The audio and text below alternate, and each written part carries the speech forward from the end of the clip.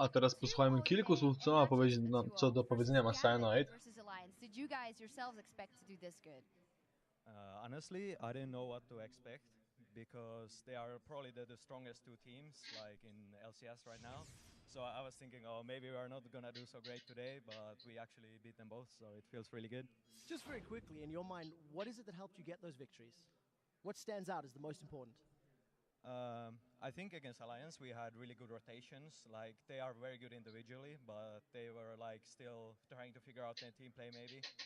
And against Gambit, yeah, we had a good level 1. Like it actually was bad for me and Soas because I lost my red buff because of it, because I took so long to take my blue, and Soas got a bit screwed out bot lane, like top lane, because he came to lane really late, but Reckless got some advantage and they carried really hard with yellow. You lost your red buff, which puts you behind versus Shook, which is already, as we believe the hype that is around him, a very tough matchup. Do you play differently? Is there something that you prepare for when you go up in the jungle against him? Against Shook, I was covering my lanes a lot because he was playing Lee Sin, which is obviously really good early game. I was doing okay, but I think at one point I was even covering too much. Like I lost my red buff at one point. Like I just realized, wait, they are taking blue, he can't be bottom, and then he just went for my red and took it, and I was like face palming, but It felt like a very chaotic game. You know, there were moments where Alliance were in the lead, there were moments you guys were in the lead, and it swung back and forth a lot. I want to ask you, what was the calling like in the Fnatic camp when Reckless was pushing the top lane, was going all the way to the inhibitor, Alliance started pushing up the middle, and I started getting like, well, they've got to do something, but you guys just stuck true. What was happening in calling? What was the decision making for your team? yeah, so basically we had Ziggs, who can just clear the waves with his Q or whatever, ultimate even, and they could not push without creeps really that fast as we could with Reckless.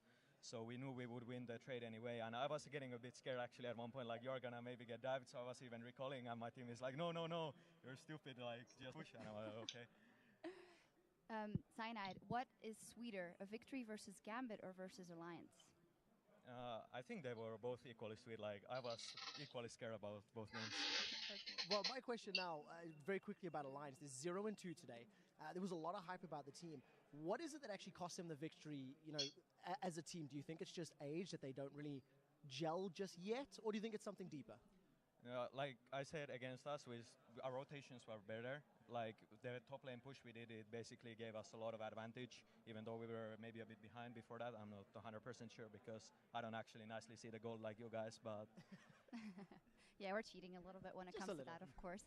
Now we're going to see what you guys had to say over on Twitter. Of course, today we asked you which European LCS pro are you looking forward watching this week and why. And here are some of the best answers. The first one is from @CrunchyDonkey.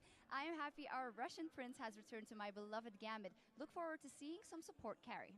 I think he was a little disappointed after the first game, thanks to these fellas over here. But definitely, you know, Edward's been outspoken on Twitter, and I want to see these unique picks he's been talking about. He played Thresh. Come on, that's boring. Play something exciting. Mumu, please. And the second one is from @KagaTMS. I am most excited to watch Reckless overcome the pressure and be the carry that Fnatic needs. And he did show that. Yeah, like Reckless did very well in the first game and very well in the second game as well. So if you're an AD carry, I would definitely look at him as well. Yeah, straightforward. The third one is from @ScumbagSleazy. Nif, I'm excited to see how he's going to adapt to his new team in the short time and how their bot lane synergy will be. I think Nif is definitely, you know, a great player. Little bit off his game maybe today, missing some skill shots we're not used to seeing him miss. But a couple more games and maybe he'll be back to the same form that we've seen alongside Candy Panna from SK. Yeah, I got to give him some time. Of course, follow us to keep up with the excitement and to send us your answers @LOL Esports. And of course, remember to use the hashtag LCS. Now, the Wolves and Gambit are almost ready to go. So let's send it over to Joe and the Fee Show. No i to wszystko, co miał nam do powiedzenia Cyanide.